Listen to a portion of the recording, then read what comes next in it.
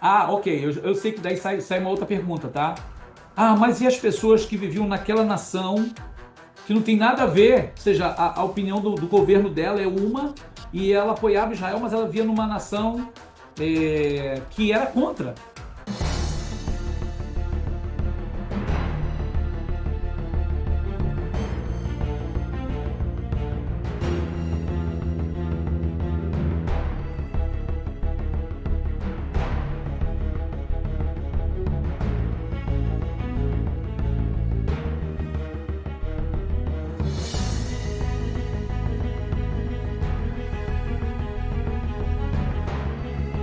Ó, eu quero que você caminhe comigo agora dentro do cenário profético. Profecia, palavra de Deus. Quando o Messias chegar, o verso diz: Kol Israel Yevashá, todo Israel será salvo. Todo que invocar o nome de Adonai será salvo. Qual é o cenário que Yeshua chega? Yeshua vai chegar, Israel vai estar em aflição, Israel vai estar sendo atacado pelas nações do mundo, sendo liderada pelo anti-Mashiach, o anticristo. E nesse cenário, a gente está falando de gente religiosa, não religiosa, tá? Pessoas que temem a Deus, pessoas que não temem a Deus, estarão no meio desse fogo cruzado. É como se nós pudéssemos ouvir as pessoas mais religiosas e até as não tão religiosas dizer assim: poxa, Deus sempre prometeu o Messias e o Messias nunca veio. Será que agora não seria uma ótima hora para ele chegar? Né? Cadê o Messias? Aí, nesse momento de grande aflição, Yeshua vai apontar nos céus. Então, agora, preste atenção no que eu vou dizer. Agora, você imagina isso. Yeshua aponta nas nuvens do céu, todos os santos são reunidos com ele ali e ele desce sobre o Monte das Oliveiras. Primeira coisa que ele vai fazer, vencer os exércitos inimigos e ele entra em Jerusalém. E então, gente, não vai ter um judeu que não se converta vendo Yeshua chegar. É impossível, impossível não se converter a Deus vendo um milagre desse tamanho, Yeshua vindo nas nuvens do céu. E para melhorar esse cenário, quem é ele? Quem é o Messias? Yeshua de Nazaré, lá do século I. Não, está escrito que o Espírito de graça e súplica será derramado sobre Jerusalém, sobre o povo judeu. Eles vão chorar, eles vão lamentar, porque vão ver que é Yeshua que foi desprezado 2000 anos de história, desprezado. Claro, existe todo o contexto histórico, a gente sabe, mas foi desprezado. Então, sim, todo Israel será salvo, todos os que estiverem vivos nesse momento, religioso, não religioso, temente a Deus ou não, judeu, ateu, vão se converter a Deus. Por que eles vão ser salvos? Porque eles vão se converter. Isso vai acontecer. Então, agora para a gente responder completamente a pergunta, Yeshua chega, o povo judeu ali em Israel é abraçado por Yeshua, e Yeshua se volta para as nações que vão estar ali ao redor de Jerusalém, que é o famoso Vale de Josafá, Emek Yehoshafat. Ele vai estabelecer, Mateus capítulo 25, o juízo das nações. As nações que foram a favor de Israel serão as nações ovelhas. E as nações que foram contra são as nações bode.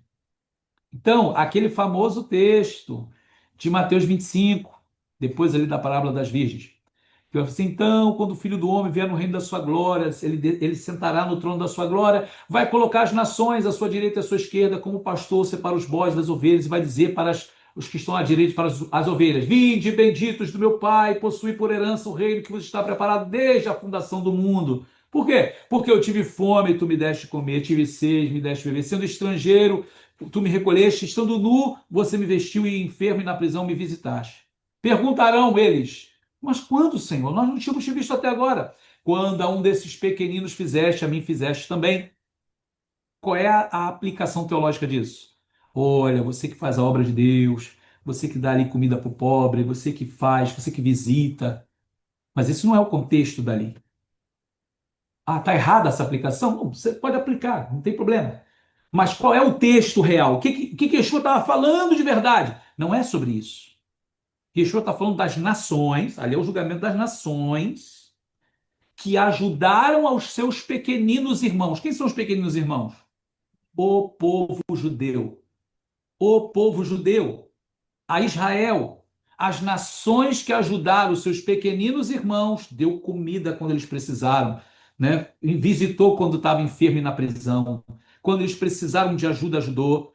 Esses terão o direito de entrar no reino preparado desde a fundação do mundo. Qual é o reino preparado desde a fundação do mundo? O milênio. O que a gente está falando? O mundo foi feito em quantos dias? 6 dias e no sétimo foi descansado. Deus descansou. O que é o reino preparado desde a fundação do mundo? O Shabat. Voltamos ao Shabat. Não entendeu o Shabat, não entendeu nada. É por isso que não entende a parábola. Quem não entendeu o que é Shabat. Porque o reino preparado desde a fundação do mundo é o sétimo milênio, o grande Shabat. Então, as nações que apoiaram Israel, que estiveram ao lado de Israel nos momentos de angústia, poderão entrar no milênio. O critério aqui não é se acreditou em Yeshua como Salvador, não é se ele guardou a Torá, se ele creu em Deus. Não é esse o critério. O critério é: você ajudou os meus irmãos pequeninos quando eles precisaram?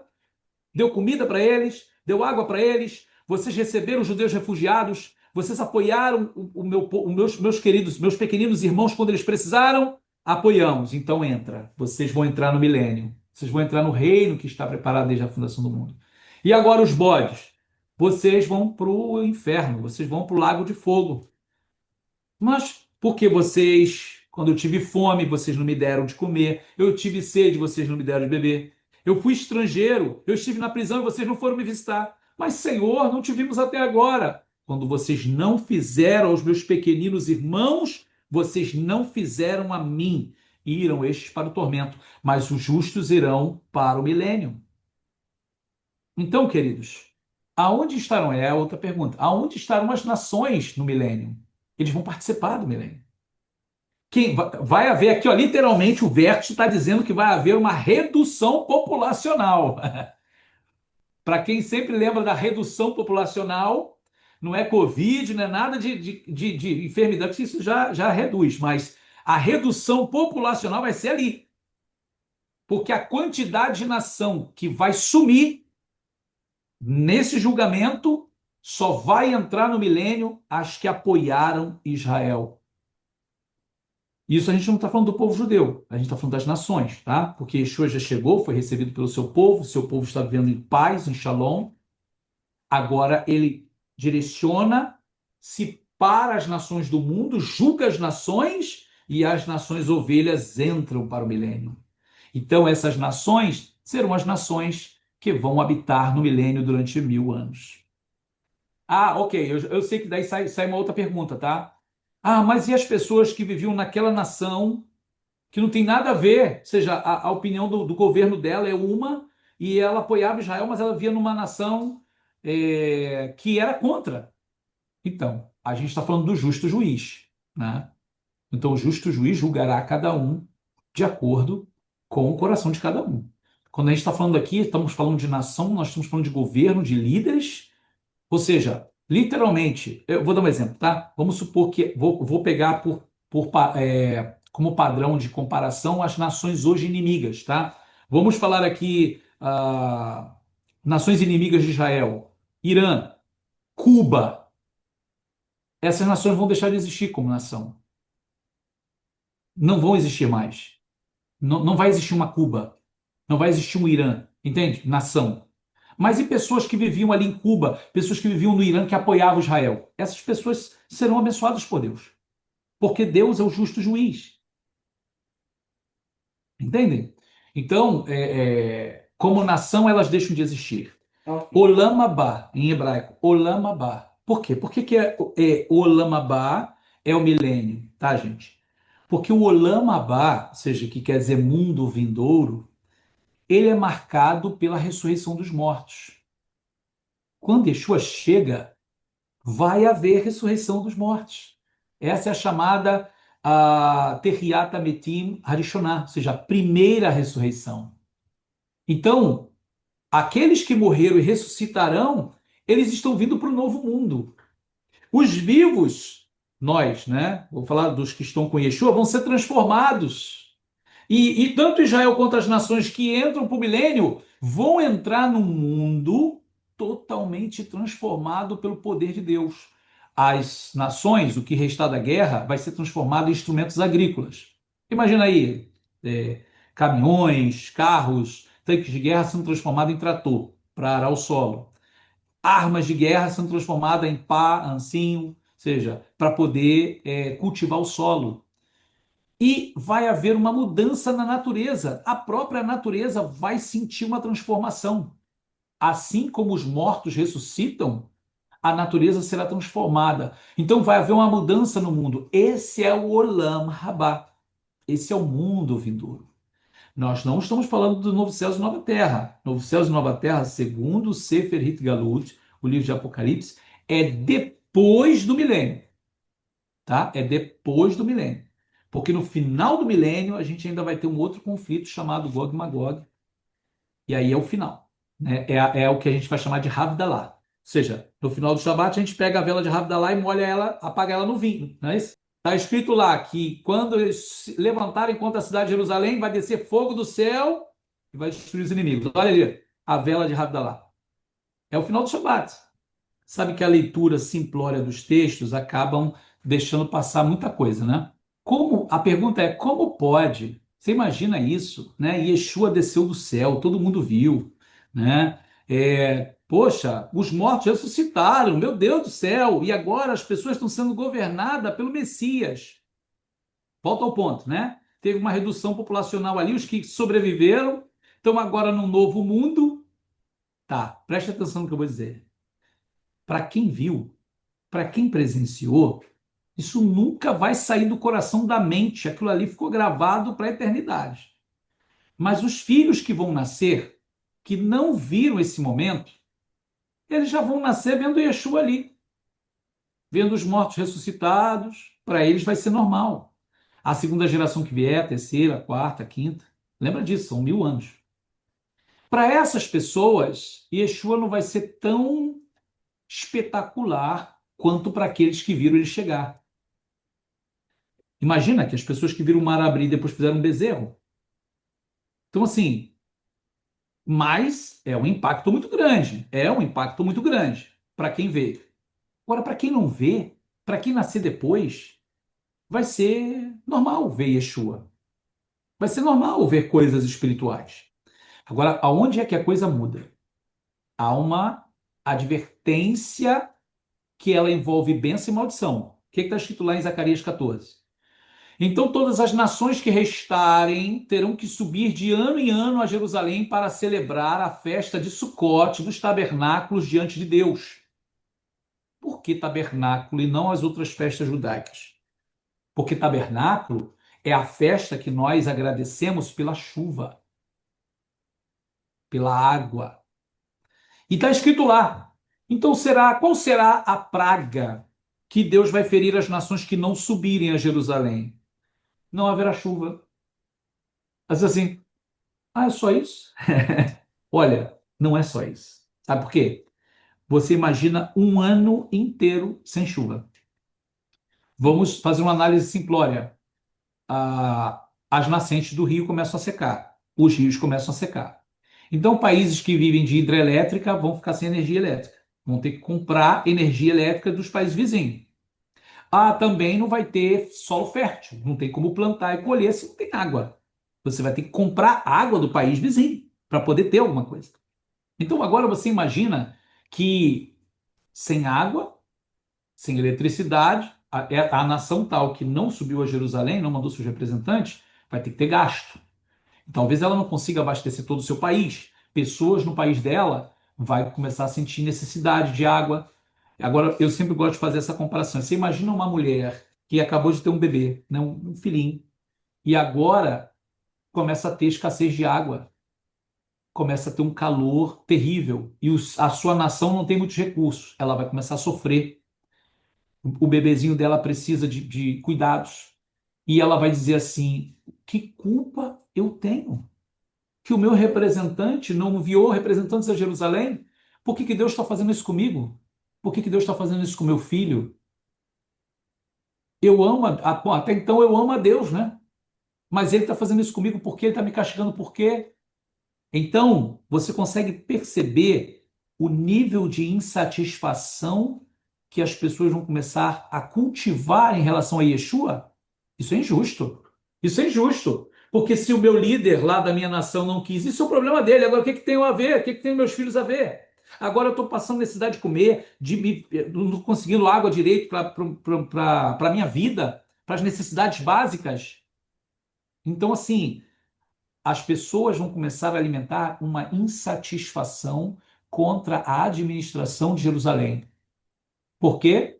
Porque o país dela não obedeceu à ordem. Porque essa é a ordem. As nações que entraram para o milênio vão ter que subir de ano em ano a Jerusalém para adorar o rei, o Senhor dos Exércitos, para agradecer sobre a chuva.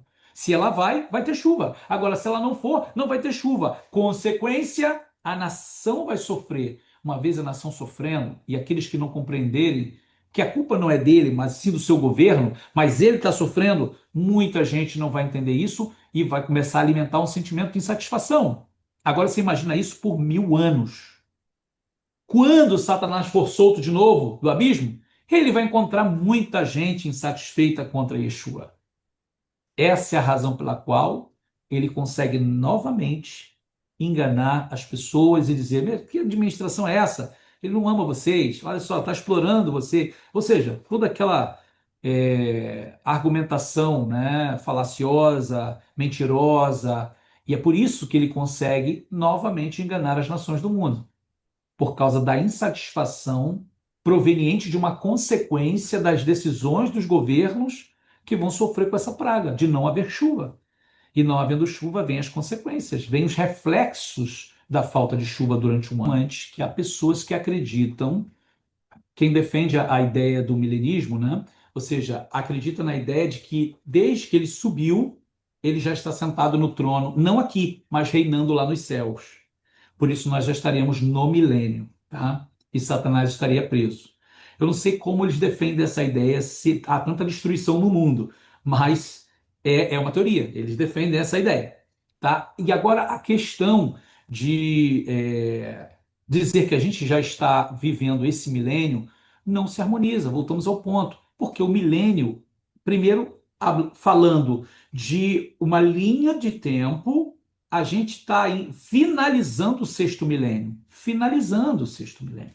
Tá? 5.786, o mesmo com a variação de anos, estamos finalizando o sexto milênio. Vamos entrar no sétimo. Então não tem como eu tirar o que realmente faz parte da linha do tempo. Eu estou literalmente no sexto milênio e eu já estou no sétimo milênio, ou seja, então o sétimo milênio real da linha do tempo vai ser o quê? Não serve, é outra coisa. Não tem sentido trazer isso só para o mundo espiritual. E uma outra coisa é que todas as profecias que falam do grande Shabat, ou seja, desse milênio, fala do governo de Deus sobre o governo dos homens. Não existe governo de Deus aqui na terra ainda entre os homens. Existe espiritualmente, tá? Nós fazemos parte do reino de Deus. Mas sobre as nações, literalmente, não existe. As nações governam o seu caminho segundo sua vontade. Claro que tudo está debaixo do poder de Deus, isso é claro, mas Deus permite o homem se entregar às suas paixões. Ou seja, Satanás ainda é o principado deste mundo. Desde que Yeshua estava aqui, ele falou isso. Então o mundo jaz no maligno e está governando as nações, influenciando as nações, ou seja, a única nação no mundo que invoca o nome de Deus, do Criador, é Israel, com toda a sua complexidade, tá? Com toda a sua diversidade de gente religiosa, não religiosa, mas a nação que expressa o Criador da Bíblia, Criador dos céus e da terra, é Israel, mesmo com toda a sua complexidade política, social, né, moral. A gente sabe que agora, lamentavelmente, o movimento gay no mundo, o maior, está em Tel Aviv. Mas mesmo com isso, quando fala Israel, quem é Israel? O povo da Bíblia, Deus, Criador, Mar Vermelho, Moisés.